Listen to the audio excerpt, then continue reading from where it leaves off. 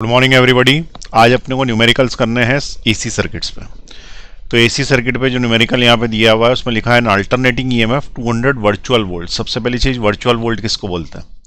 तो हमारे पास करंट और वोल्टेज की कई सारी वैल्यूज़ है, जिसके अंदर एक वैल्यू है जिसका नाम है root mean square value.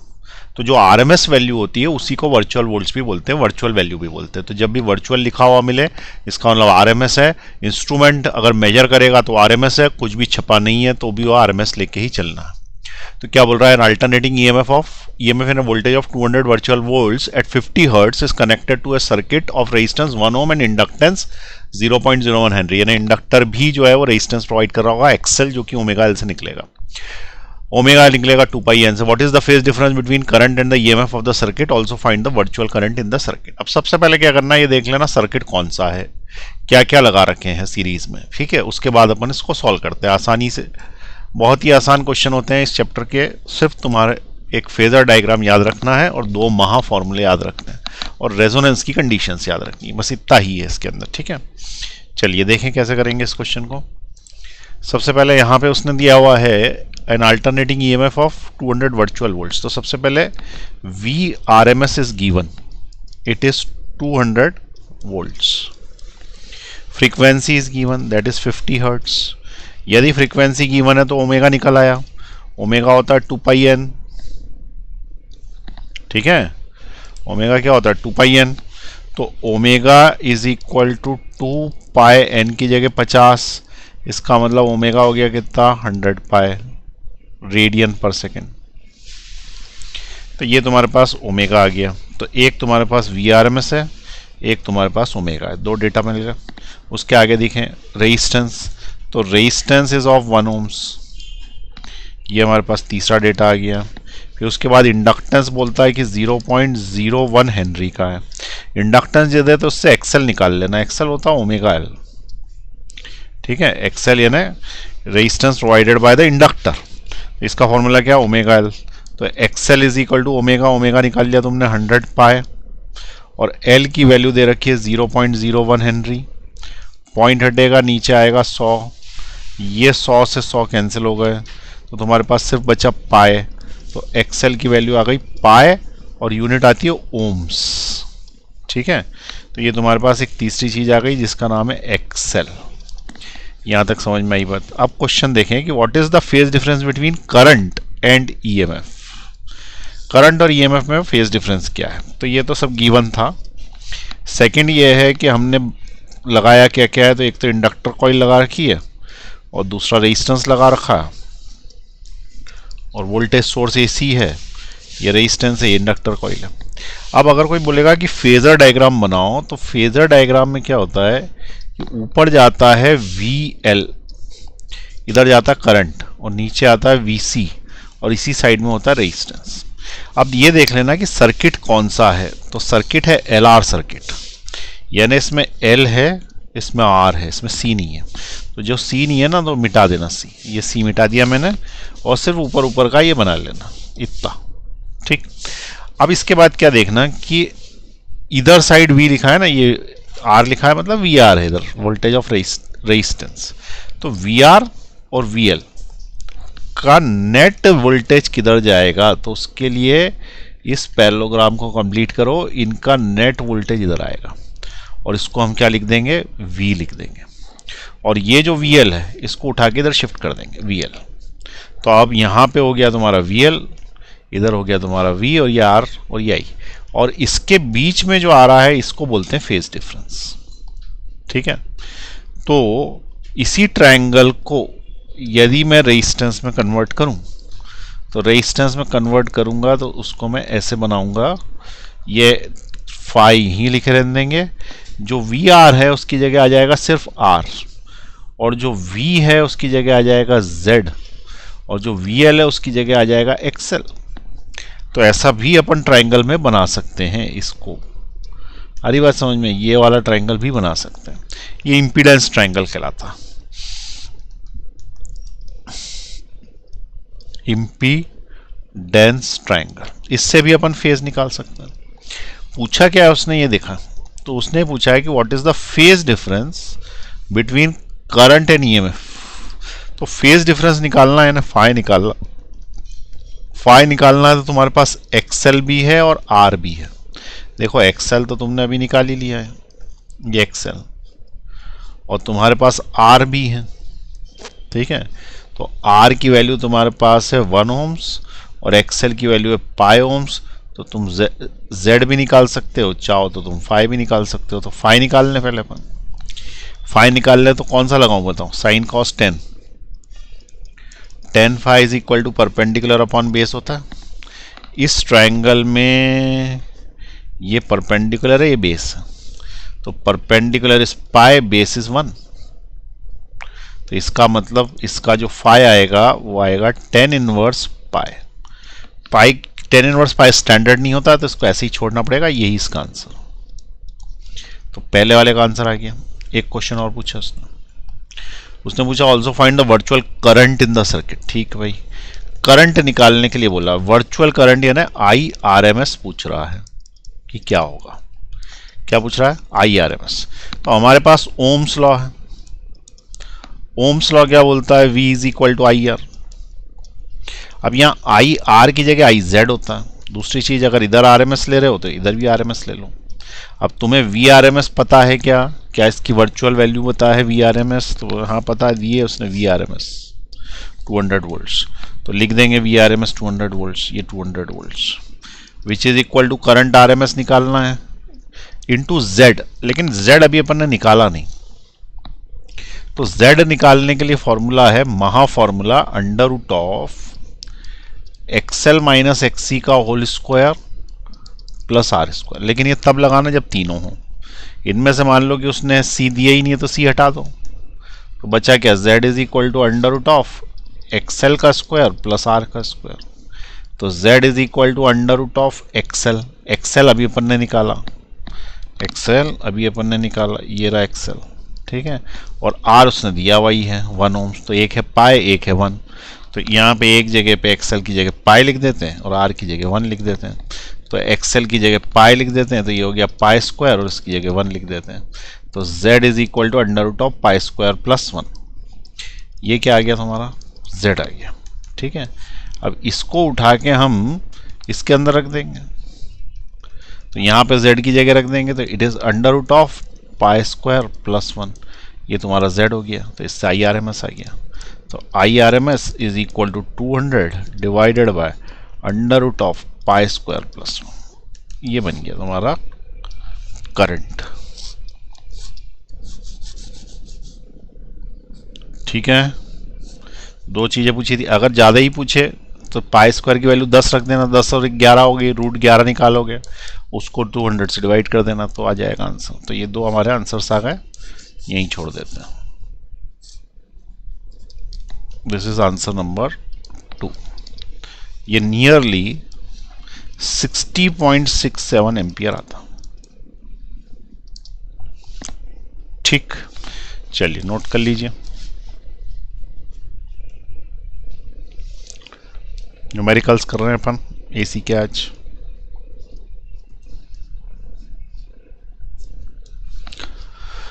Pause दबा दिया, नीचे ले रहा हूं मैं।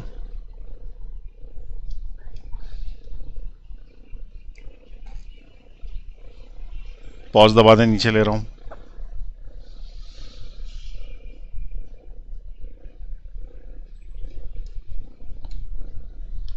पॉज दबाएं।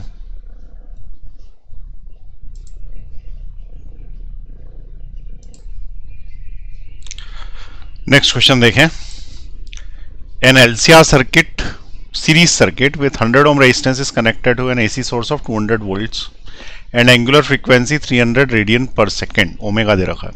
when only the capacitance is removed, यानी कैपेसिटेंस रिमूव कर दिया तो LR बचा। the current lags behind the voltage by 60 degree and only inductance is removed, the current leads the voltage by 60 degree, calculate the current and the power dissipated in the LCR circuit। अच्छा question है। ये बोल रहा है कि LCR तीनों लगे, एक बार एक चीज कोई रिमूव करते हैं, दूसरी बार दूसरी कोई रिमूव करते हैं, तो फेज डिफरेंस अलग अलग आ जाता है। तो देखें कैसे करना है इसको, ध्यान से पढ़े क्वेश्चन को। पहले डायग्राम बना लेते हैं। इन LCR सर्किट, तो LCR सर्किट है भाई, तो सबसे पहले तो L लगा हुआ है, उसके बाद C लगा है, फिर उसके बाद R लगा। ठीक है, LCR सर्किट है।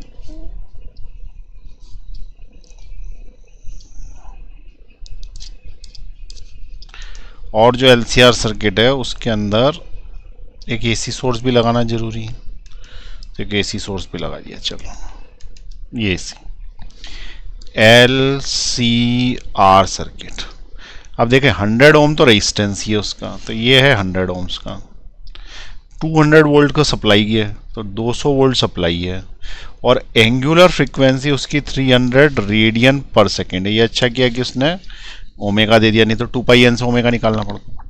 अब बोलता है कि व्हेन कैपेसिटेंस इज रिमूव्ड, यानी कि जब इसको हटा देते हैं,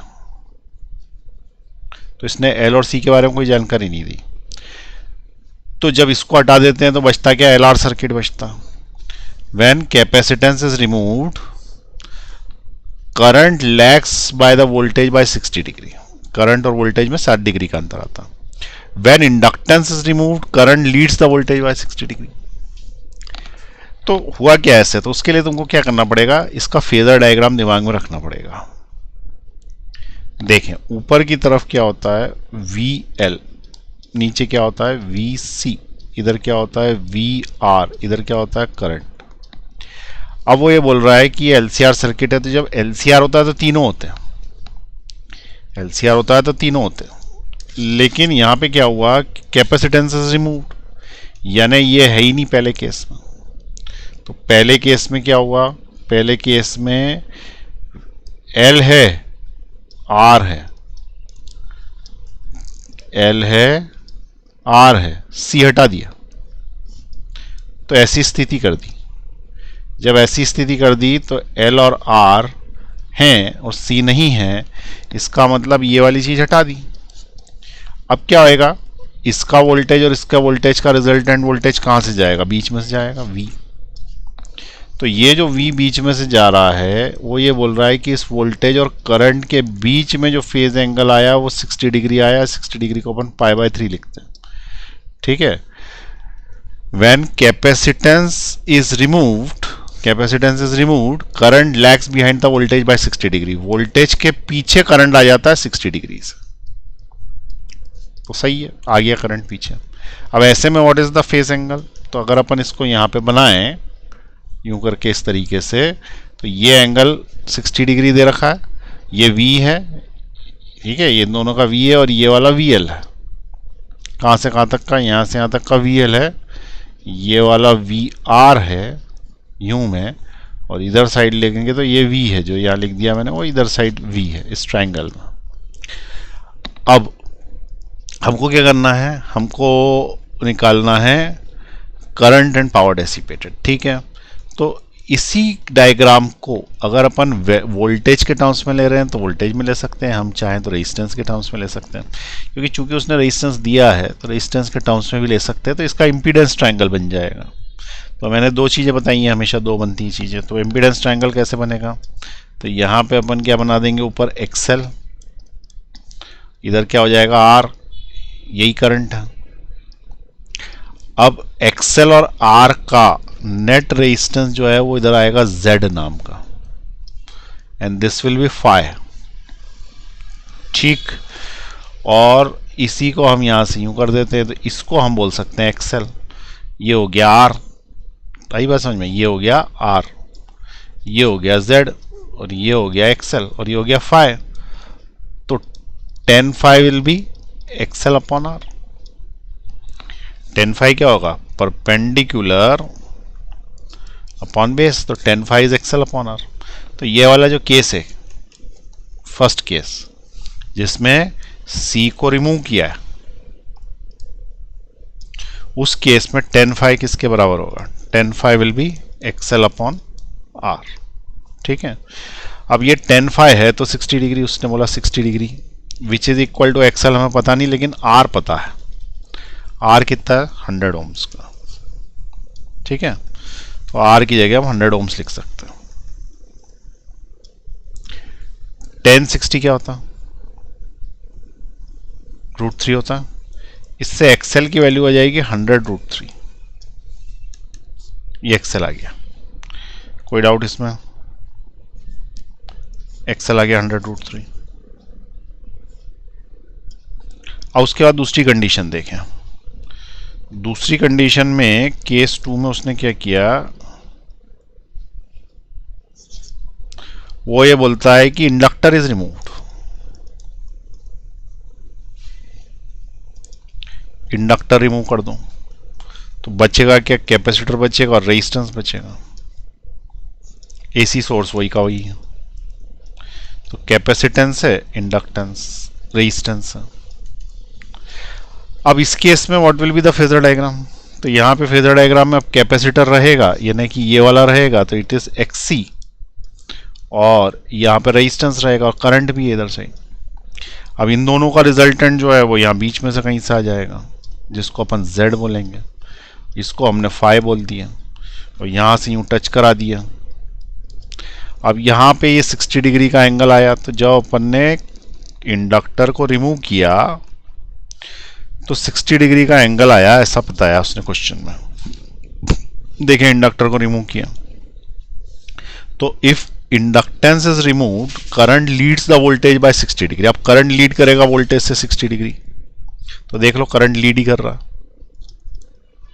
करंट क्या कर रहा है? लीड कर रहा। और वोल्टेज तो इधर साइड आएगा ना उसका, और एंगल 60 डिग्री। तुम चाहे यहाँ पे V भी लिख सकते हो, चाहे तुम रेजिस्टेंस के टर्म्स में चला सकते हो। मैंने करंट के टर्म्स में चला दिया, तो वोल्टेज से नेट इम्पीडेंस भी लिख सकते हो, नेट वोल्टेज भी लिख सकते हैं यहाँ पे, जब वोल्टेज का ट्रायंगल बनेगा। और इसकी जगह क्या लिखोगे? फिर VL लिख दोगे, और इसकी जगह क्या लिखोगे? फिर VR लिख दोगे।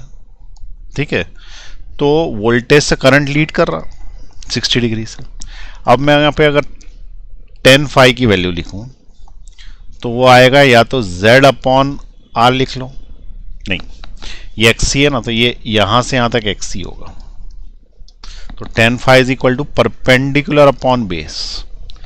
इस ट्रायंगल में what is perpendicular? This is perpendicular, this is base, तो perpendicular is XC, base is R, तो it is XC upon R। वो बोल रहा है कि एंगल 60 डिग्री हो गया, तो यानी फाई 60 डिग्री हो गया। तो यहाँ पे लिखो 10 of 60 which is equal to क्या? XC upon R। What is the value of 1060√3 which is equal to XC, और रेजिस्टेंस है 100 ओम्स का। इसका मतलब XC की वैल्यू आ गई तुम्हारे पास, XC is equal to 100√3 ohms. ये आ गया तुम्हारा XC। इसके पहले क्या आया था? XL आया था, वो भी 100√3 ओम्स ही आया था, ये भी 100√3 ओम्स आ गया। क्या इससे कुछ पता पड़ रहा है तुम्हें क्या हुआ? ये 100√3 दोनों एक जैसे आ गए, इसका मतलब क्या हुआ? तो अब ध्यान से समझें, अगर XL XC के बराबर है तो यह रेजोनेंस की कंडीशन है। आई बात समझ में? काई की कंडीशन है? रेजोनेंस की। और रेजोनेंस में क्या होता है? Z is equal to √XL minus XC का whole square plus R square में जब दोनों एक जैसे हो जाते हैं तो कट जाता है, तो Z जो है वो मिनिमम हो जाता है और R के बराबर ही हो जाता है। यही तो रेजोनेंस है। उस केस में करंट भी मैक्सिमम हो जाता है, तो करंट मैक्सिमम हो जाएगा, और वो कितना होएगा? VRMS divided by Z। या तो V/Z बोल दो या फिर V/R बोल दो, एक ही बात है, क्योंकि R और Z एक ही है इस केस में।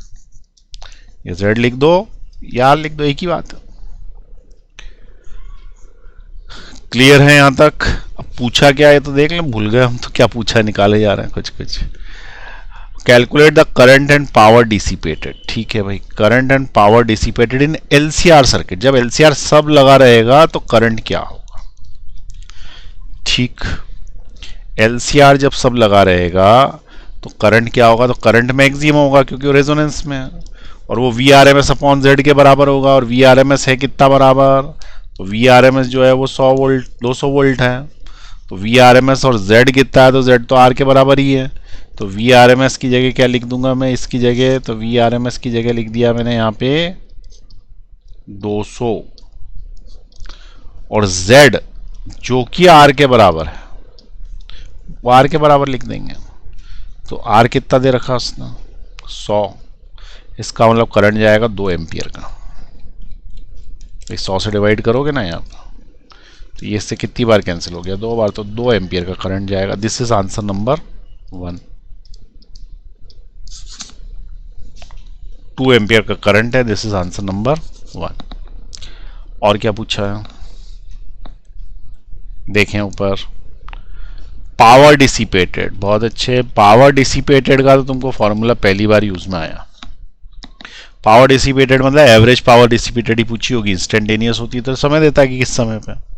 तो पावर डिसिपेटेड का फॉर्मूला है VRMS IRMS cos phi, जहां पे phi is the phase difference between current end voltage. ठीक है, VRMS IRMS cos phi। अब मुझे ये बताओ कि व्हाट इज phi।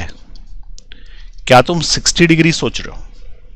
अगर सोच रहे हो तो गलत, क्योंकि 60 डिग्री तब होता है जब कोई कंपोनेंट L या R C को रिमूव किया जाता है। यहाँ कोई रिमूव नहीं करा हुआ, LCR की बात कर रहा, LCR की बात कर रहा है। तो यहाँ पे देखें, हमने बनाया VL ऊपर, नीचे बनाया VC, इधर बनाया VR और इधर बनाया करंट।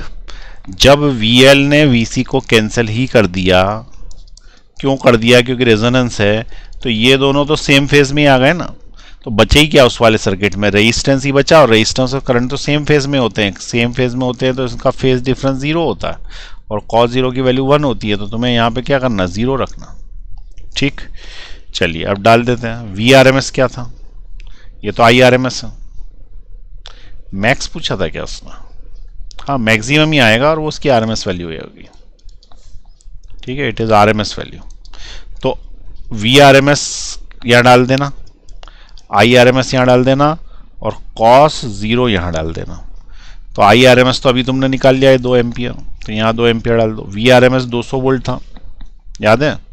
तो 200 वोल्ट्स, तो इसका मतलब power is equal to 200 into 2, 400 watt की पावर एवरेज खर्च होगी एक साइकिल में। It is the average power in 1 time period या 1 साइकिल।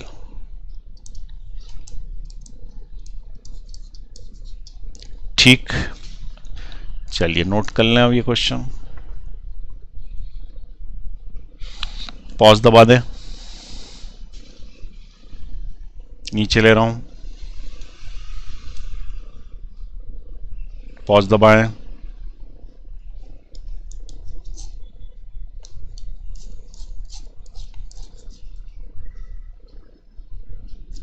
नीचे ले रहा हूं, पॉज दबाएं, और नीचे ले रहा हूं, पॉज दबाएं।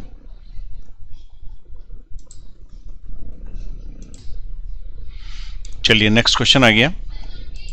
A series LCR containing a resistance of 120 ohm has angular frequency 4 into 10 to the power 5 radian per radians. At resonance, the voltage across the resistance and inductors are 60 volt and 40 volts. Find the value of L and C respectively. Find the angular frequency at which the current in the circuit lags the voltage by pi by 4. ठीक है, resonance का ही question है। Resonance के question ही थोड़े tough होते हैं, बाकी diagram बनाने से बहुत कुछ हिस्सा ऐसे ही क्लियर हो जाता है। सीरीज LCR सर्किट है, ठीक है। इसका मतलब सबसे पहले तो हमने लगा दिया इसमें L, C लगा है, R लगा है, ठीक है। मैं इसके बिना भी क्वेश्चन कर सकता हूँ, पर समझाने के लिए मैं तुमको इस तरीके से दिखा देता हूँ। परीक्षा में आएगा तो तुम शॉर्ट में बिना डायग्राम बनाए भी कर सकते हो। रेजिस्टेंस उसने लगाया 120 ओम्स का, यानी कि यहाँ पे R is equal to 120 ohms हो गया, गिवन है।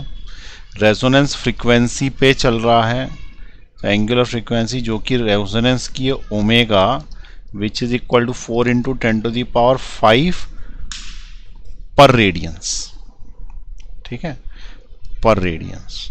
ये इसकी एंगुलर फ्रीक्वेंसी है, एंगुलर फ्रीक्वेंसी, ठीक। दो बातें हो गई। अब ना तो उसने L दिया हुआ है ना C दिया, इसने पूछा है कि भाई L के आसपास, इंडक्टेंस के आसपास, रेजोनेंस में voltage across the resistance, resistance के आसपास 60 वोल्ट है, यानी यहाँ पर 60 वोल्ट्स,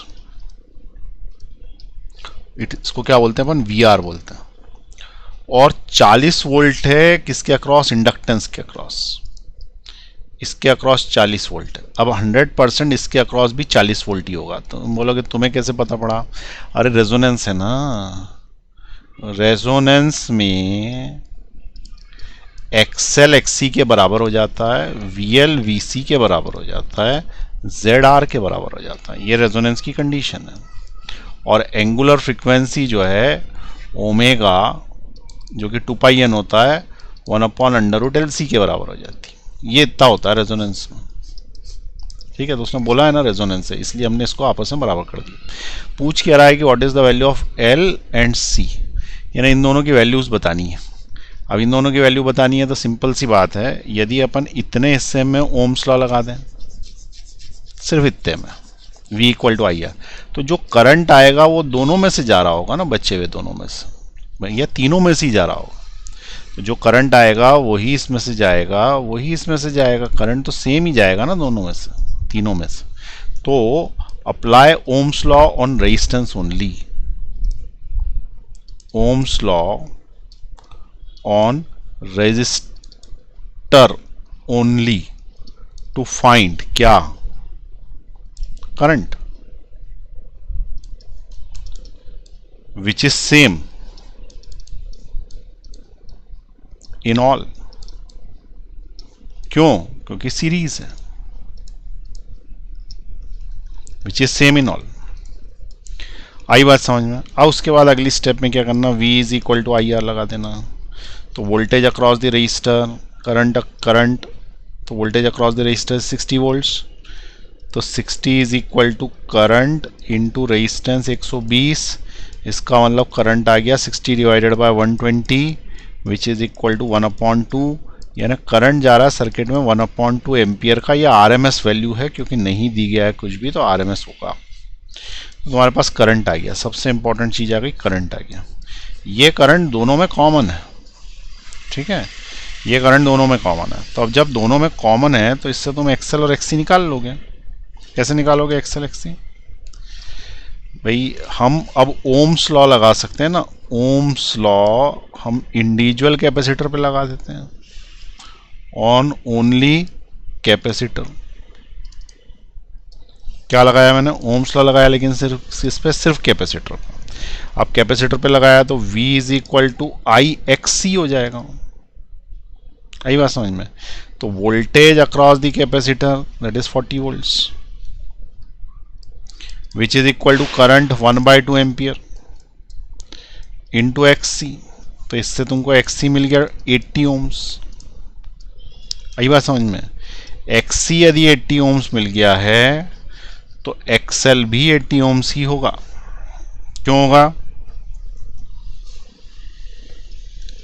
XL भी 80 ओम्स ही होगा। क्यों होगा? क्योंकि रेजोनेंस है। आ रही बात समझ में? रेजोनेंस है ना, तो रेजोनेंस में दोनों बराबर हो जाते हैं। अब जो आप तुम्हारे पास XL और XC दोनों हैं, तो उसने पूछा है कि भैया ये बताओ कि what is the value of L, ठीक है, एंड C। फाइंड आउट तो ये करना ना, L और C। तो L और C फाइंड आउट करना है, तो हमारे पास है XC का formula which is equal to 1/ωc। XC की जगह डाला 80 विच इज इक्वल टू 1/ω की वैल्यू दे रखी है, तो C निकल आएगा ना। आ रही बात समझ में? ऐसे के ऐसे यदि मैं यहाँ पे XL लगा दूँ, XL which is equal to ω_L, तो XL की जगह मैं 80 डालूंगा, यहाँ पे मैं ओमेगा डालूंगा, तो मुझे L मिल जाएगा। और ओमेगा उसने दिया हुआ है, this is omega 4 × 10⁵ radians. Omega तो उसने दे ही रखा, तो 4 × 10⁵ रेडियंस, तो यहाँ डालना, ठीक है। तो इट इज़ 4 × 10⁵ यहाँ डाल दिया, और 4 × 10⁵ यहाँ भी डाल दिया। अब तुम्हें C चाहिए, क्रॉस मल्टीप्लाई कर दो, C ले जाओ इधर तो 80 ले जाओ नीचे, तो इससे मिलेगा C इज इक्वल टू 1/80 × 4 × 10⁵। थोड़ा कैलकुलेशन कर लें, ये ऊपर जाएगा तो 8 4 जा 32 हो गया, तो 1/32 320 × 10⁵। तो c इज इक्वल टू, ये 10 की पावर 5 ऊपर जाएगा, एक ज़ीरो और ले लो, इसके साथ ही ले लो ये, तो ये एक ज़ीरो और ये 5 ज़ीरो 6 ज़ीरो होगा, तो ऊपर हो गया 10 की पावर -6 अपॉन 32। ठीक है, तो क्या अपन इसको 1/32 माइक्रोफेराड लिख सकते हैं? तो इसका आंसर है हाँ, लिख सकते हैं। तो ये आ गया आंसर भाई तुम्हारा, कैपेसिटेंस की वैल्यू आ गई 1/32 माइक्रोफेराड। ये एक आंसर आ गया हमारा। साथ में उसने पूछा था कि भाई एल भी बताओ क्या है। तो एल निकालने के लिए इस एल को इधर लेंगे तो इट विल बी 80/4 इंटू 10 की पावर 5। तो एल इज इक्वल टू, ये इससे कैंसिल आउट हो गया 20 टाइम्स, तो 20 इंटू 10 की पावर -5 हेनरी। ये तुम्हारा आ गया क्या, इंडक्टेंस एल आ गया। ठीक है, तो उसने हमसे एल भी पूछा था, तो ये हमारा दूसरे क्वेश्चन का आंसर आ गया। पहले क्वेश्चन का ही आया, अभी दूसरा मतलब उसी का दो पार्ट से एल और सी दोनों पूछे थे, तो ये एक और आंसर आ गया। अब क्या पूछ रहा है देखें, और कुछ क्वेश्चन भी है क्या, एक ही था, एक और है। Find angular frequency at which the current in the circuit lags the voltage by π/4। वो एंगुलर फ्रीक्वेंसी बताओ जहाँ करंट सर्किट को लैग करता हो। तो दूसरा question, find omega when current lags voltage, current क्या लैग्स वोल्टेज बाय 45 डिग्री। ऐसे ही है ना, find omega when current lags voltage by 45 degree. Find angular frequency when current in the circuit lags voltage by 5/4 in 45 degree. अब इसके लिए तुम्हें impedance triangle बनाना पड़ेगा। ठीक है, इम्पीडेंस बना लो, चाहे वोल्टेज का ट्रायंगल बना लो, सब एक ही जैसा होता है। तो एक लाइन इधर खींची, एक लाइन इधर खींची। ऊपर की तरफ क्या है, VL, ऊपर ही VX है, XL है सॉरी। नीचे की तरफ क्या है, XC, नीचे ही VC है। इधर साइड रेजिस्टेंस है, इधर साइड इज वोल्टेज रेजिस्टेंस है, इधर साइड करंट है। एक ही डायग्राम में सब बना दिया मैं। ठीक, अब इस सर्किट में लगा क्या क्या है पहले ये देख लें। तो सीरीज LCR सर्किट है और रेजोनेंस में है। LCR सर्किट है और रेजोनेंस में है, तो उसने पूछा है कि एंगुलर फ्रीक्वेंसी बताओ जो current in circuit lags the voltage by π/4। Current in the circuit lags the voltage, यानी ये होना चाहिए पीछे। ये पीछे करने के लिए तुम्हें VL को ज़्यादा करना पड़ेगा और VC को कम करना पड़ेगा। ठीक है, तभी ये पीछे हो पाएगा। तो उस वाले केस में तुम्हें क्या करना पड़ेगा कि ऊपर लेना पड़ेगा VL माइनस VC और इस साइड लेना पड़ेगा V, ताकि इनका रिजल्टेंट बीच में से निकल आए V। और ये वाला V नहीं है, VR है, VR। और करंट तो इधर चल ही रहा है, उसका तो अपन कुछ कर ही नहीं रहा। ठीक है, अब इसको ट्रायंगल को कंप्लीट करोगे यहाँ पे, तो इसको अपन VL माइनस VC लिख सकते हैं और ये हमारा फेज डिफरेंस है। वो बोलता है कि फेज डिफरेंस 45 चाहिए, तो ओमेगा बताओ। फेज डिफरेंस 45 चाहिए तो ओमेगा बताओ। ठीक, फेज डिफरेंस क्या है, फेज डिफरेंस है XL minus XC, XL minus XC। और ये क्या है, VR, यानी कि इसको क्या बोल सकते हैं, R। आई बात समझ में? मैं R के टर्म्स में लिखता, ये R, ये XL और ये XC, अगर मैं इस टर्म्स में लिखता तो यही बनता ना, ये तीनों के केसेस में। तो XL माइनस XC यहाँ आ जाता और ये वाला जो R है ये यहाँ आ जाता और ये V जो है इसकी जगह Z आ जाता। ठीक, तो अब अपन यहाँ पे क्या निकालें, तो मैं निकाल रहा हूँ इसमें 10 phi, which is equal to XL minus XC upon R। ये होता है 10 phi का फॉर्मूला। ठीक, उससे phi चाहिए 45 डिग्री, तो phi 45 को यहाँ पुट करो। 1045 is equal to XL minus XC upon R। 1045 क्या होता है, 1045 1, which is equal to XL minus XC upon R। इसका मतलब XL माइनस XC कितना हो गया, XC कितना हो गया, R के बराबर। XL होता है क्या है, ओमेगा एल, एक्स सी क्या होता है 1 अपॉन ओमेगा सी, और आर की वैल्यू क्या है आर। अब इसमें वैल्यूज पुट कर देने से तुम्हें ओमेगा मिल जाएगा। ठीक है, किस किस की वैल्यू पुट करनी पड़ेगी तुमको, एक तो एल की पुट करनी पड़ेगी, एक सी की पुट करनी पड़ेगी, एक आर की पुट करनी पड़ेगी। ठीक है, तो put values of L C R, put values of L C and R to get omega. अब एल सी और आर की वैल्यूज हैं क्या, सी तुमने ये निकाला है, एल ये निकाला है, और आर तुम्हारे पास पहले से था, आर तो उसने पहले से ही दे रखा है 120 ओम्स।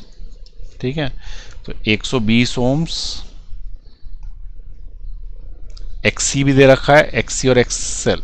ठीक है, लेकिन ये एक्सएल एक्सी मत डालना, क्योंकि ये एक्सएल एक्सी इस पर्टिकुलर ओमेगा के लिए जब रेजोनेंस था, अभी जो है वो रेजोनेंस नहीं है, तो ये एल और सी वही रहेंगे। ठीक है, लेकिन ओमेगा कुछ बदल जाएगा। तो put values of L C, L की वैल्यू तुमने जो डाली वो निकाल के डालो, इसमें एल डालो, सी डालो, आर डालो।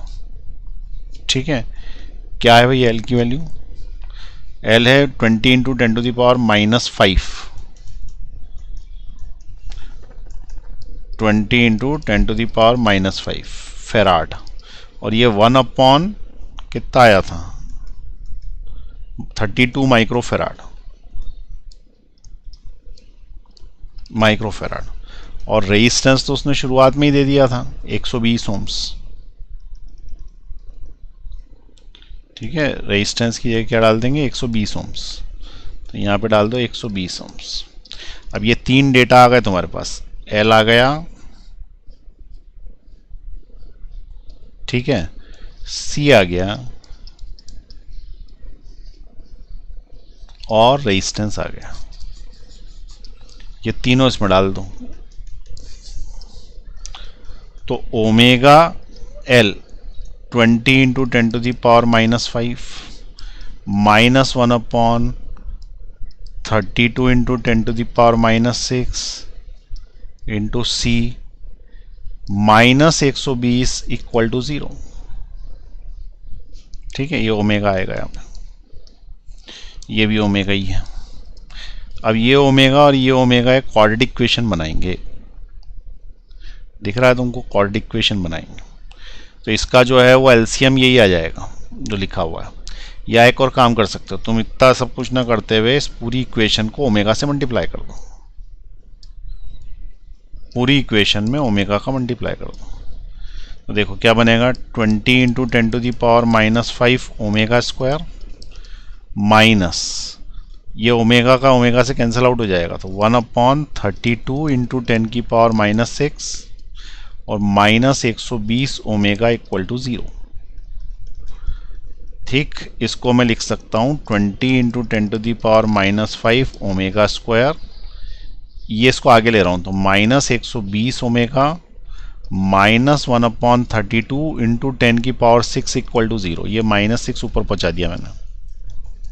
अब यहाँ पे देखो क्या ये क्वाड्रेटिक इक्वेशन बन गई, तो ये A X square plus B X plus C के बराबर हो गई ना, जिसमें से ये पूरा का पूरा इतना हिस्सा सी है, ये वाला हिस्सा बी है, और ये वाला हिस्सा ए है इसका।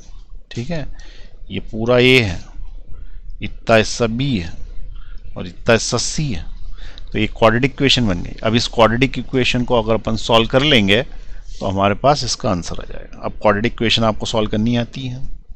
ठीक है, omega is equal to -b plus minus under root of B square -4ac, ये a है वो c है, तो 20 इंटू 10 की पावर -5a इंटू सी -10 की पावर 6 अपॉन 32, और अपॉन में 2 है, तो अपॉन में 2 into 20 into 10 to the power -5। इसको सॉल्व कर ले, तो सॉल्व करने से तुम्हें ओमेगा मिलेगा 8 into 10 to the power, answer जो दिया है मैं डायरेक्ट लिख रहा हूँ, 8 into 10 to the power 5 radian per second. ये सॉल्व करने से आंसर मिला। ठीक है,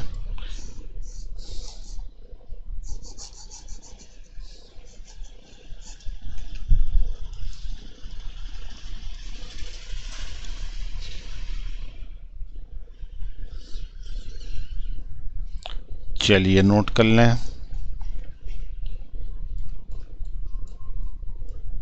यहां से कर लें नोट फटाफट। पॉज दबाएं, नीचे ले रहा हूं, पॉज, नीचे ले रहा हूं, पॉज, और नीचे, पॉज,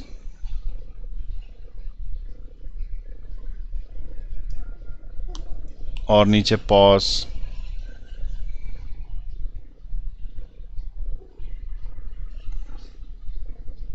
पॉज दबाएं, पॉज दबाएं। ये इसका आंसर आ गया।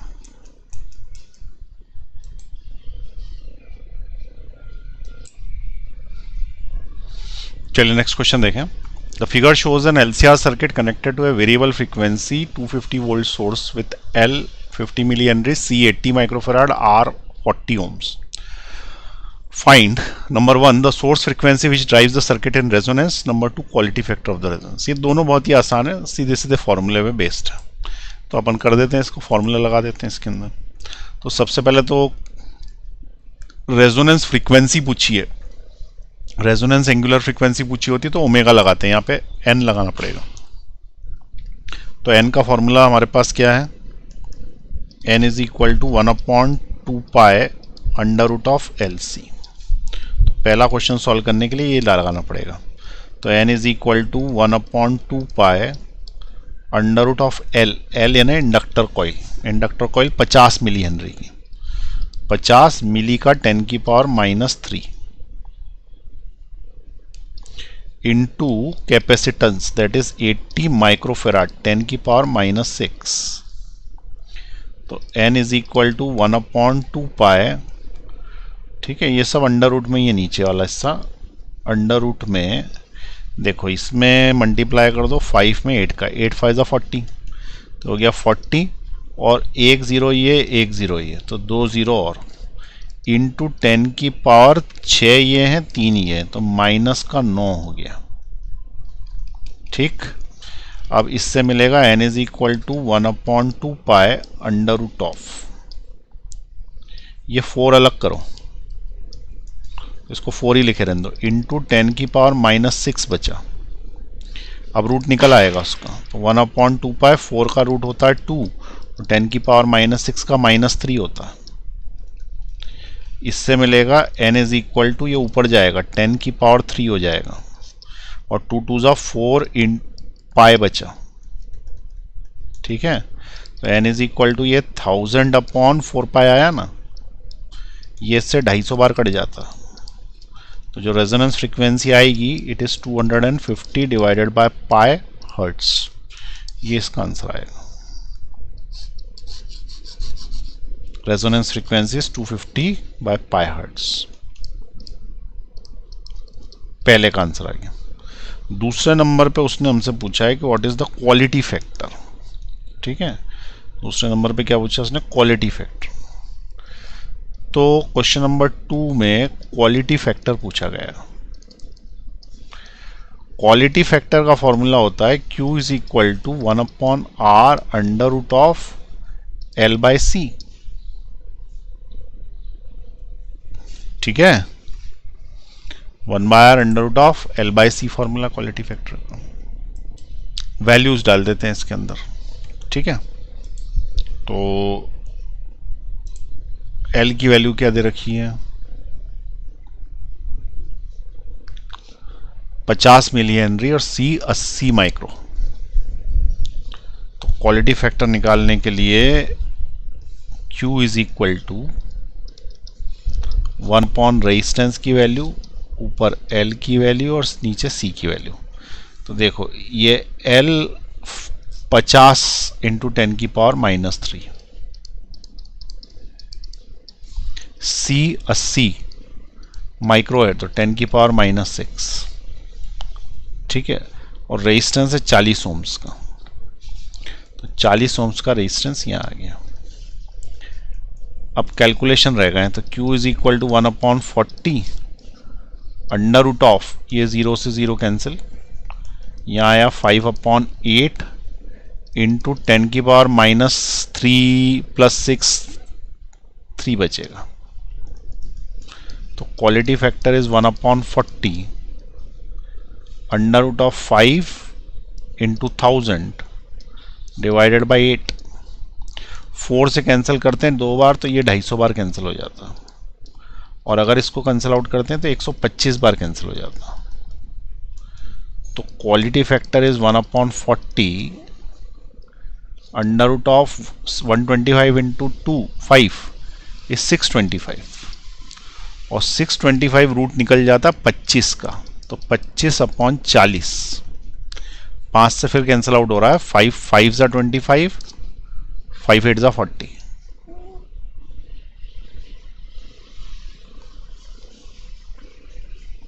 तो इसका क्वालिटी फैक्टर जो आ रहा है वो आ रहा है 5/8।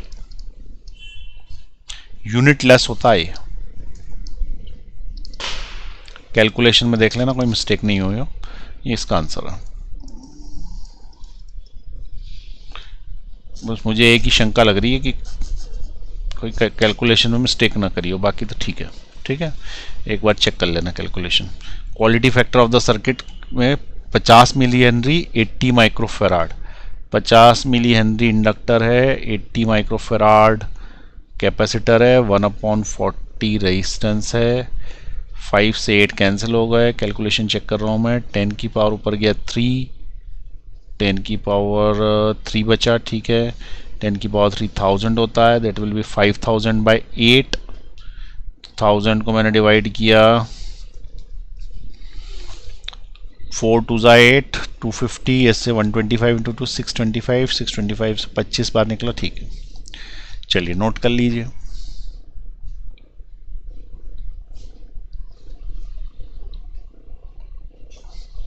नीचे ले रहा हूं, नोट कर लें।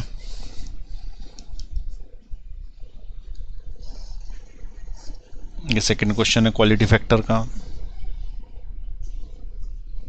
और ये फर्स्ट है रेजोनेंस फ्रीक्वेंसी का।